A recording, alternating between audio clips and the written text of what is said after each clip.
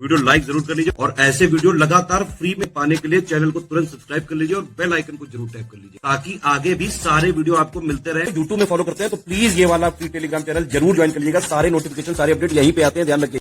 Hello friends, welcome back to our YouTube channel CSAT preparation. उम्मीद है कि आप स्वस्थ होंगे और बेहतर तैयारी कर रहे होंगे। फ्रेंड्स, आज की इस क्लास में हम लोग अपने 75 डेज स्ट्रेटेजी के एक क्लास को और आगे बढ़ाएंगे। इसमें हम लोग एडजेक्टिव के करेक्ट यूज की क्लास जो पढ़ रहे थे उसी को आगे बढ़ाएंगे। तो दोस्तों, यहाँ पर दिया मच और मेनी। मच और मेनी की बात करेंगे तो दोनों कार्य करते हैं एडजेक्टिव के। अब मच और मेनी का प्रयोग एडजेक्टिव के रूप में किस प्रकार किया जाता है, देखिए अगर बात किया जाएगा मच, तो मच का प्रयोग हमेशा अनकाउंटेबल चीजों के लिए किया जाता है। अनकाउंटेबल मतलब जो चीजें काउंट नहीं की जा सकती है, जिनका मात्रा निकाला जाता है उसको मेजर किया जाता है। यहाँ पर लिखा है कि मच का प्रयोग कब किया जाता है, परिमाण या फिर क्वांटिटी बताने के लिए प्रयुक्त होता है। क्वांटिटी का मतलब जैसे समझिए, मैंने लिखा वाटर। अब वाटर को आप काउंट नहीं कर सकते, वाटर की आप क्वांटिटी बताएंगे, अमाउंट बताएंगे। यहाँ पर लिखा गया मिल्क, तो मिल्क को काउंट नहीं किया जा सकता। आपने लिखा राइस। जितनी भी अनकाउंटेबल चीजें अगर उन्हें बताना है तो आप हमेशा मच का इस्तेमाल करेंगे। इसके बाद मेनी की बात करेंगे तो मेनी का प्रयोग हमेशा काउंटेबल चीजों के लिए, मतलब जिसे काउंट किया जा सकता है, अर्थात संख्या को व्यक्त करने के लिए किया जाता है। जैसे देखिए बोला गया पेन। अगर पेन की बात करेंगे तो पेन आप काउंट कर सकते हैं। बॉय, बॉय आप काउंट कर सकते हैं। कार आप काउंट कर सकते हैं। तो इन सब चीजों के स्थान पर आप किसका प्रयोग करेंगे, मेनी का प्रयोग करेंगे। देखिए मच एवं मेनी का प्रयोग सामान्यतः नेगेटिव एवं इंट्रोगेटिव वाक्यों में किया जाता है। जैसे देखिए आई हैवेंट मच पेशेंस। देखिए जब कभी भी सेंटेंस क्या होगा, नेगेटिव होगा या इंट्रोगेटिव होगा, तब आप मच या मेनी का प्रयोग करेंगे। I haven't much patience, patience को काउंट नहीं किया जा सकता है, इसे मेजर किया जाएगा, इसी वजह से यहाँ पे मच का प्रयोग किया गया है। आगे देखिएगा हैव यू मच मनी। अब देखिए मनी की बात करेंगे तो आपको लगेगा कि मनी को तो काउंट किया जा सकता है, मनी को काउंट नहीं किया जा सकता है। मतलब जो नोट्स होते हैं उनको काउंट आप कर सकते हैं, 1 2 3 4, वो नोट को काउंट करते हैं, मनी को काउंट नहीं किया जा सकता, इस वजह से यहाँ पे मच का प्रयोग किया गया है।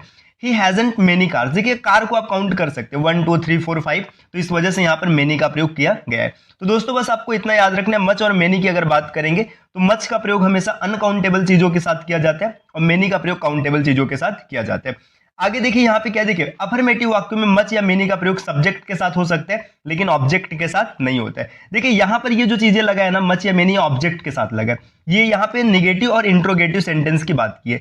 अब अफर्मेटिव आपके दिमाग में बना रह जाता कि अफर्मेटिव की कहानी क्या होगी, तो अफर्मेटिव की अगर बात करेंगे तो सब्जेक्ट के साथ आप मच या मेनी लगा सकते हैं लेकिन ऑब्जेक्ट के साथ कभी भी यूज नहीं करेंगे। जैसे देखिए मेनी पीपल, यहाँ पे मेनी है, ये देखिए पीपल जो है काउंटेबल है, तो इस वजह से मेनी का प्रयोग किया गया है। Came to see the temple, ये बिल्कुल सही है।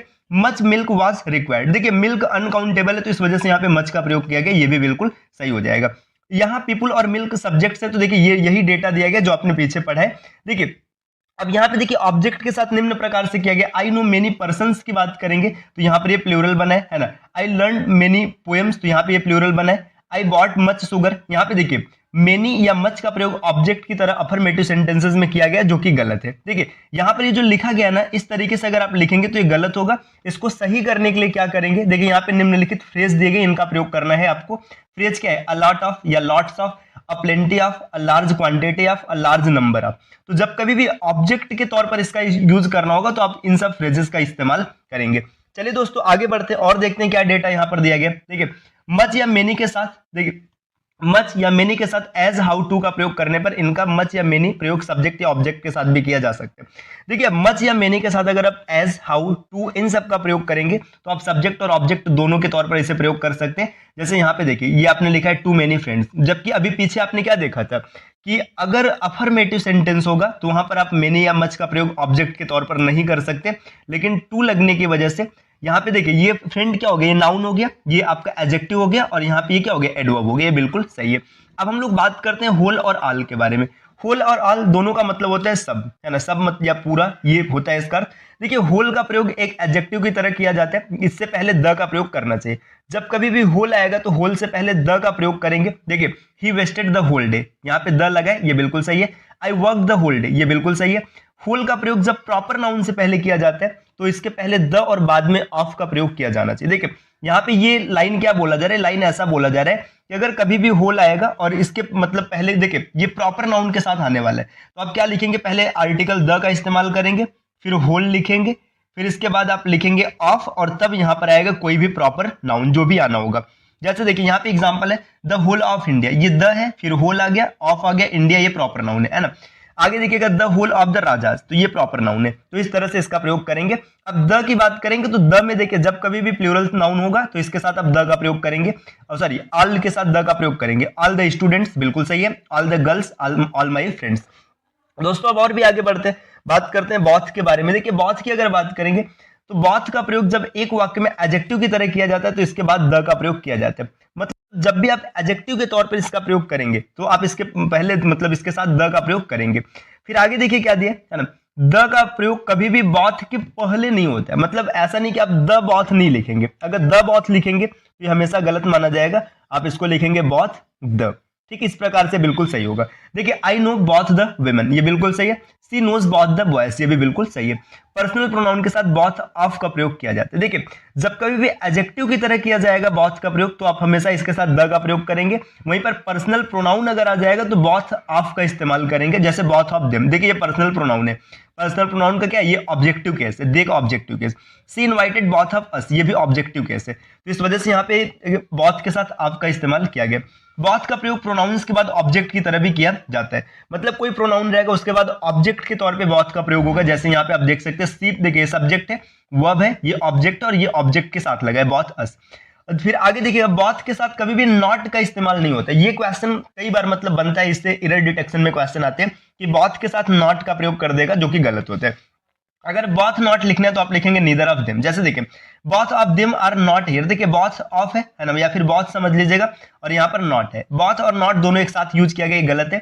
इसके स्थान पर आप लिखेंगे नीदर। देखिए बॉथ नॉट को आपने क्या किया, नीदर किया, neither of them is here, ये बिल्कुल सही हो जाएगा।